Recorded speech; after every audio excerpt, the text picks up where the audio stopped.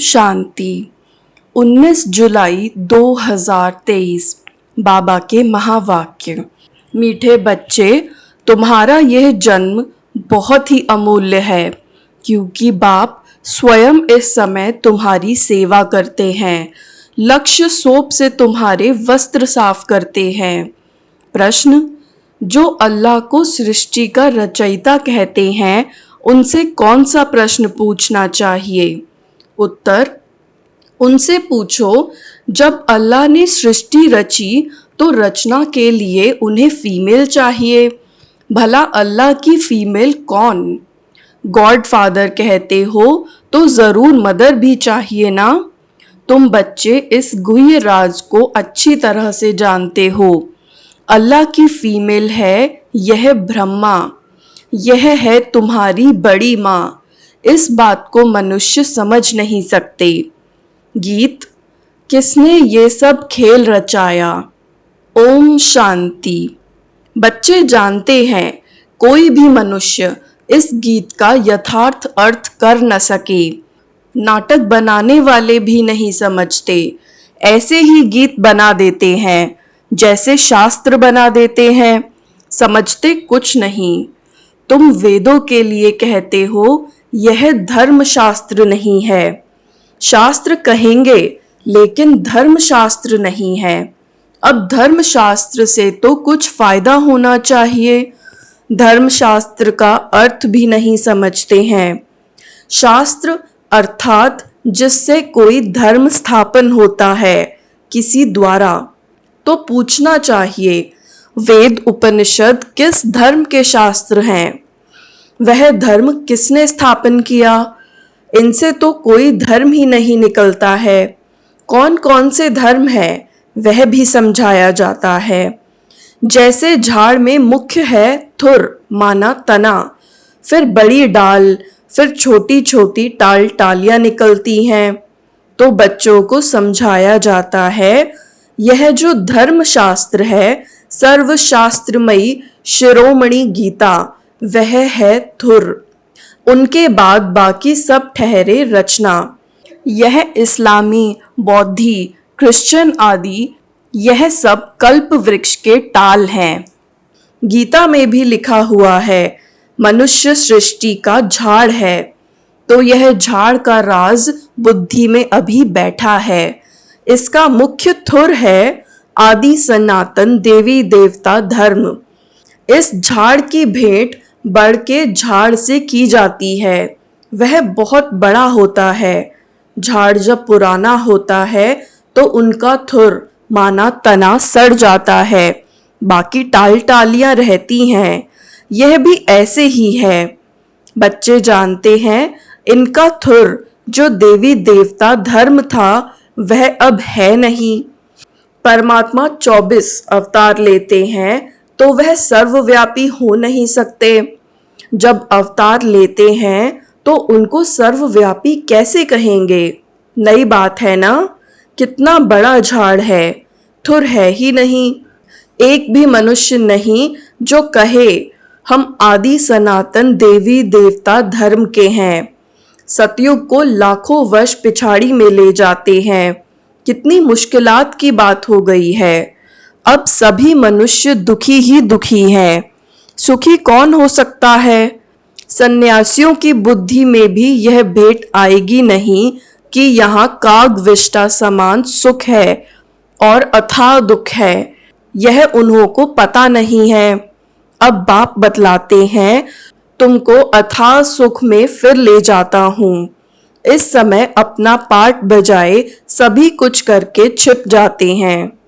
यूं पाठ तो सब बजाते हैं, इस्लामी, बौद्धी आदि सब छिप जाएंगे, ऊपर चले जाएंगे।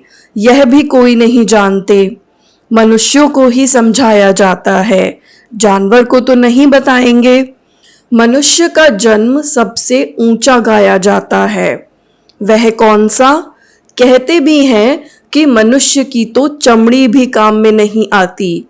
फिर कहते हैं मनुष्य का जन्म उत्तम है।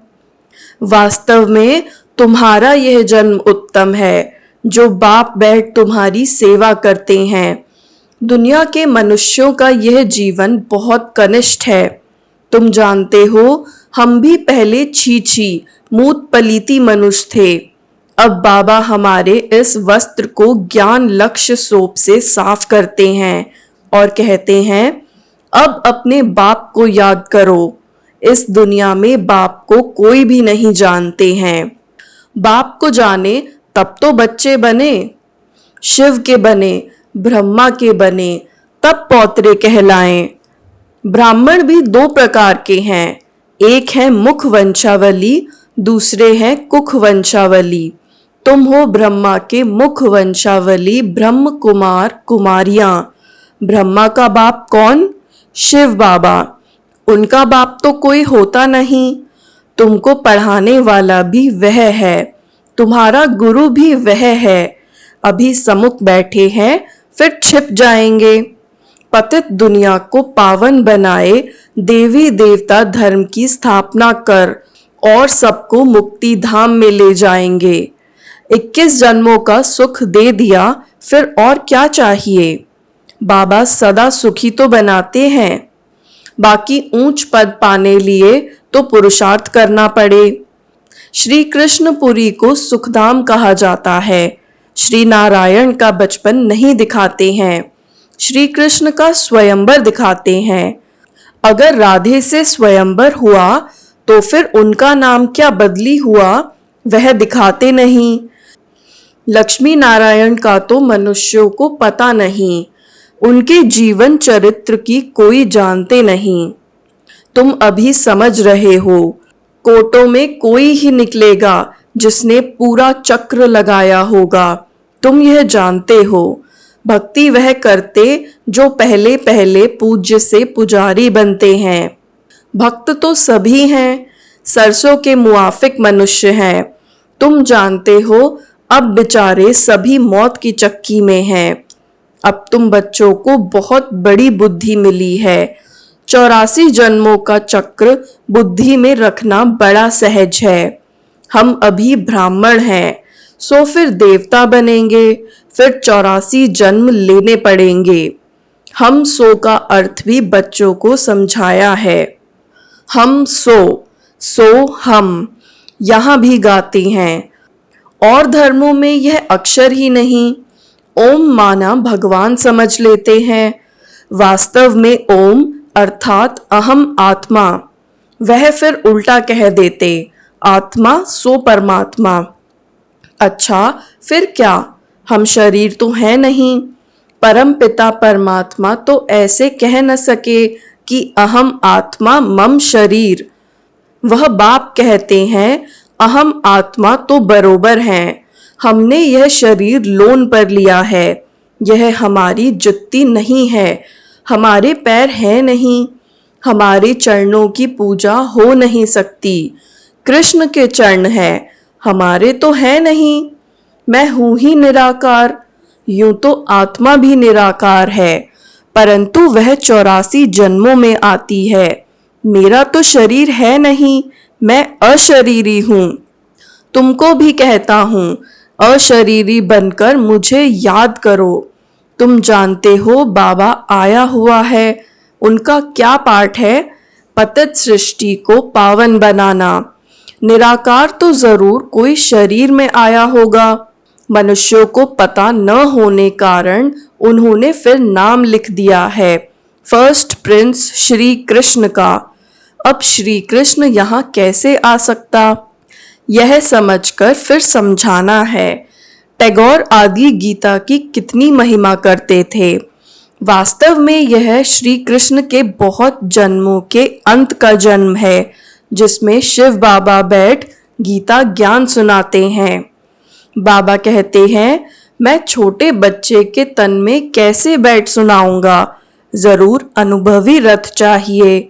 ड्रामा अनुसार हमारा ये रथ मुकर्रर है, ऐसे नहीं कि फिर दूसरे कल्प में और रथ लूंगा।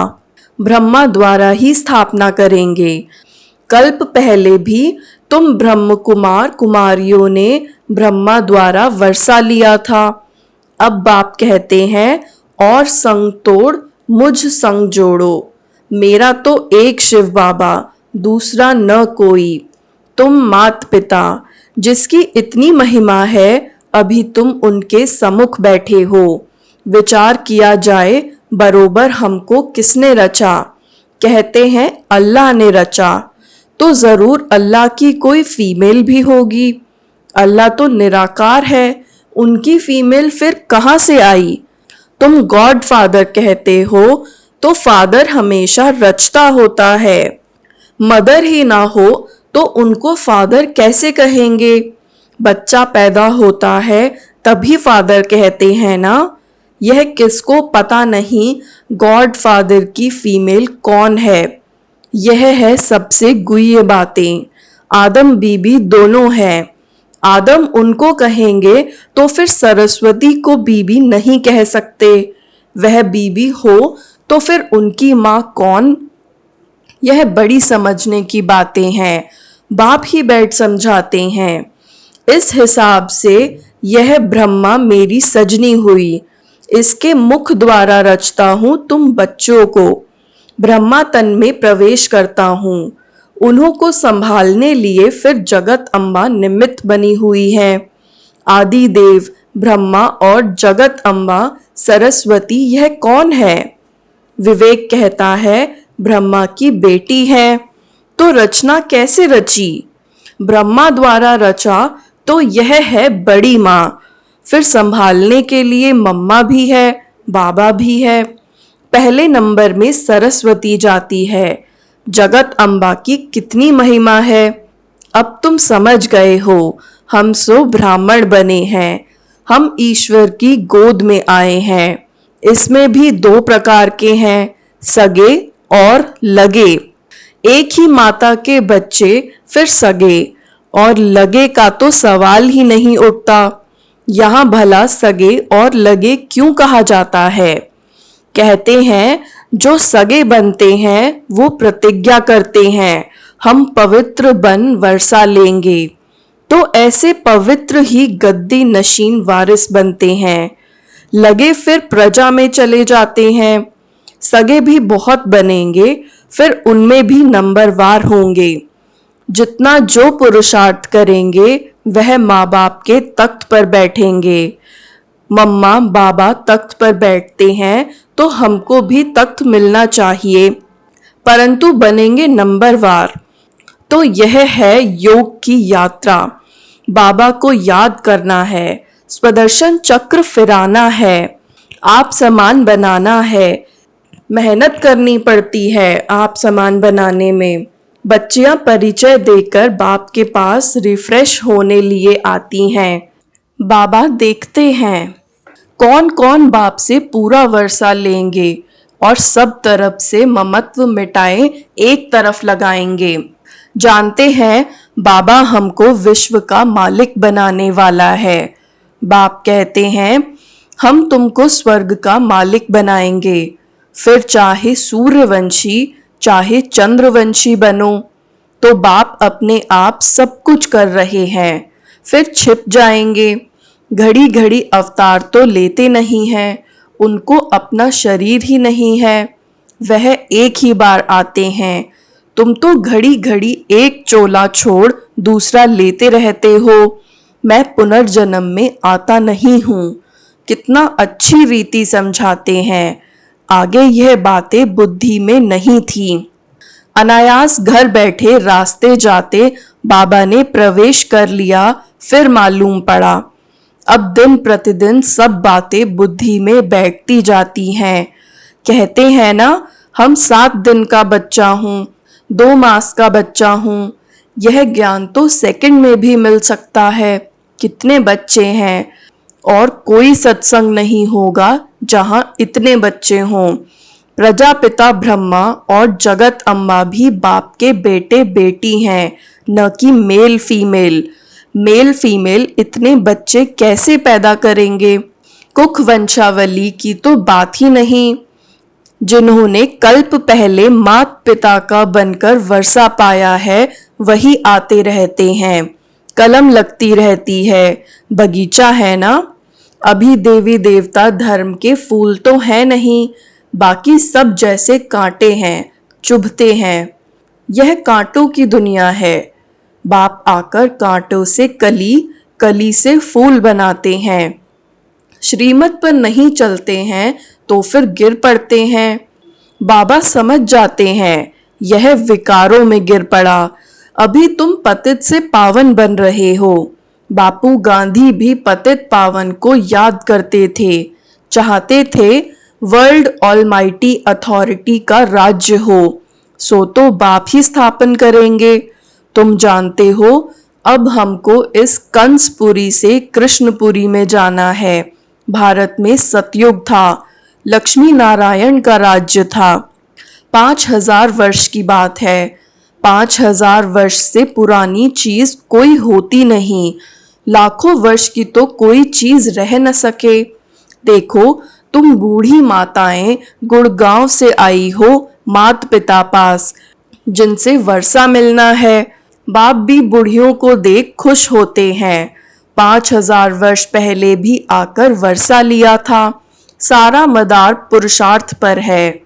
तुम बुढ़ियाएं इतना ज्ञान उठा नहीं सकती। यह दादा बूढ़ा तो बहुत अच्छा पढ़ता है। तुम समझती हो, जवान सरस्वती माँ अच्छा पढ़ती है। अरे, यह तो ब्रह्मपुत्रा नदी है। यह तो जरूर जास्ती पढ़ते होंगे ना। यह बूढ़ा सबसे तीखा है। वह तो फिर भी बेटी हो गई। बुढ़ियों के लिए भी है बहुत सहज।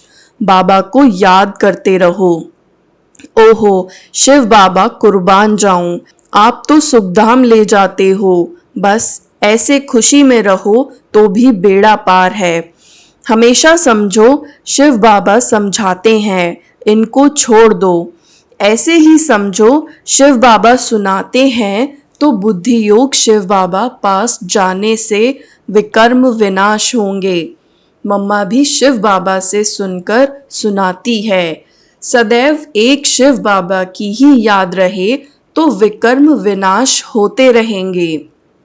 अच्छा, मीठे मीठे सिकिलधे बच्चों प्रति माता पिता बाप दादा का याद प्यार और गुड मॉर्निंग। रूहानी बाप की रूहानी बच्चों को नमस्ते। रूहानी बच्चों की भी रूहानी बाप दादा को याद प्यार गुड मॉर्निंग और नमस्ते। धारणा के लिए मुख्य सार। पहला, गद्दी नशीन पक्का वारिस बनने के लिए पवित्रता की प्रतिज्ञा कर सगा बच्चा बनना है और संग तोड़ एक संग जोड़ना है। दूसरा, आप समान बनाने की सेवा करनी है। कांटे से कली, कली से फूल बनना और बनाना है। नए झाड़ की कलम लगानी है। वरदान, कर्मों की गुह्य गति के ज्ञाता बन धर्मराजपुरी की सजाओं से बचने वाले विक्रमाजीत भव। कर्मों की गुह्य गति के ज्ञाता बन धर्मराजपुरी की सजाओं से बचने वाले विक्रमाजीत भव। सजाओं के अनुभव को ही धर्मराजपुरी कहते हैं। बाकी धर्मराजपुरी कोई अलग स्थान नहीं है। लास्ट में अपने किए हुए पाप जन्मदूत के डरावने रूप में सामने आते हैं। उस समय पश्चाताप और वैराग्य की घड़ी होती है। छोटे छोटे पाप भी भूत की तरह लगते हैं। पश्चाताप की त्राही त्राही होती है। इसीलिए उन सजाओं की फीलिंग से बचने के लिए कर्मों की गुह्य गति से ज्ञाता बन सदा श्रेष्ठ कर्म करो और विक्रमाजीत बनो। स्लोगन, जो तन मन धन से बाप को पूरा बलिहार जाते हैं वही गले का हार बनते हैं। जो तन मन धन से बाप को पूरा बलिहार जाते हैं वही गले का हार बनते हैं। ओम शांति।